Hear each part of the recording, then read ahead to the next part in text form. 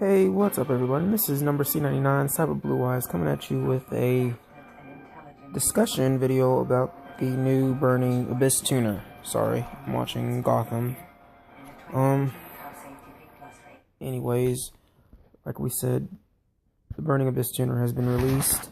Rubic, the Malebranche of the Burning Abyss. Let's go over the effects for a minute. Sorry, I'm getting over a eye infection right now.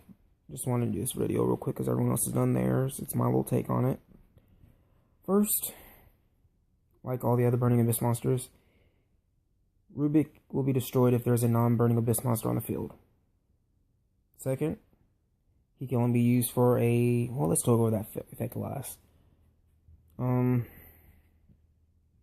If you control no spell or trap cards, you can special summon him from your hand. You can only use that effect once per turn. The third effect, or the second effect, which I want to talk about last, he can only be used for a synchro of a Burning Abyss monster. That's very important to remember. That is a condition, folks. You cannot negate that condition. You cannot. You bring him out with tour guide. Oh, we'll talk about the tour guide thing later. You cannot. You can bring him back with Crane.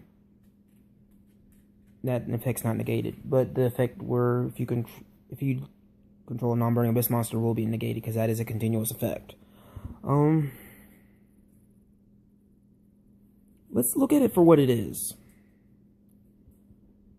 It's a monster that will help the Burning Abyss other Burning Abyss monsters get their effects off when they're sent to the graveyard.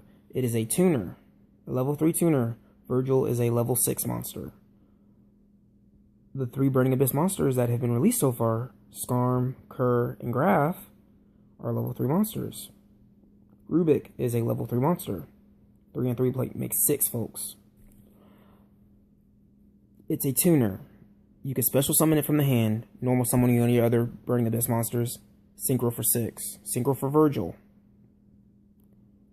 That Burning Abyss monster you used gets its effect. Skarm, you'll add a fiend to the end. At the hand during the end phase. Graf will special summon a monster from the graveyard. Graf will special summon a monster from the deck. Kerr will special summon a monster from the graveyard. Like I said, I'm getting over an eye infection. It's kind of weird right now. Rubic is doing what it needs to do. Let's go over the pros for Rubic real quick. Searchable off tour guide. Tour guide into Rubic, go into Dante, detach Rubic, mill 3. Hopefully you'll mill Kerr, which will special summon Rubic back. That's 1. I actually named off 8 of them on Mega Capital G's video. There's probably more. It's a burn. It needs to be used for Virgil, and only Virgil, because anything outside of that would have been broken as hell. It would have been retarded because you could get it back by Dante. You get it back from the graveyard with Kerr. You could get it from the deck with Graf. That's another thing. It's also searchable by Skarm. What other ones? Again, you can special summon it, then normal summon your Burning Abyss monster, synchro for 6, or overlay for 6, whatever one you want to do, or overlay for 3. I'm sorry. It's that Burning Abyss card you can use for Virgil. You could bring it back with the Traveler and the Burning Abyss, which that will probably be a good staple with him coming out, because it makes all the plays more viable. Like I said, I made more. You just had to find Mega Capital G's video about Rubic. It's a 2100 defense wall. For what it's worth, 2100 defense wall. Most normal summonable monsters cannot get over it. Altair can't get over it. Deneb can't get over it. Shaddoll Beast, Shaddoll Dragon, not Beast, Shaddoll Squamata. Thunder King can't get over it. Bear has to pop it to get.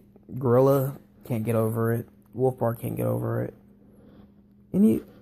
Most level 4 monsters that are summonable, attacks range between 1600 to 1900 attack, which they cannot get over that wall. That's another good plus about Cur, 100 attack, 2100 defense. I'm missing something. It's searchable off tour guide. It could be brought back from Graf and Scarm. I mean Graf and Cur. It could be searched for tour. It could be searched by Scarm at the end phase. It's for Virgil. It could be ditched for Virgil's effect. It's only usable by Burning Abyss players. Myself, I'm a Burning Abyss player. I got the deck almost to where I like it. I keep saying I'm gonna put it up eventually, but anyways, let's go over the cons. Like, Cur itself. Cur is I'm calling it Cur because it's, if you read all the lores about Burning Abyss, Cur is based off the pig demon or whatever in Dante's Inferno. And Cur is another form of pig. So, I'm calling him Cur, not Sir. Because it sounds kind of weird. Cur is a 1600 attacker. Scarm is 800. Graf is 1000. Rubic is 100. It's a 100. It's not it's a tuner, so it's going to be used for tuning purposes unless you really need a defense at the time. You can't go into more valuable level 6s, i.e. Vulcan. Some people are complaining they can't go into OG-YGO and Burning Abyss. Oh, Big Whoop, you'll get over it eventually. You can't do Orient Dragon. But you still have your rank 6, you still have your rank 3 plays and you have your Virgil play. Get over it, people.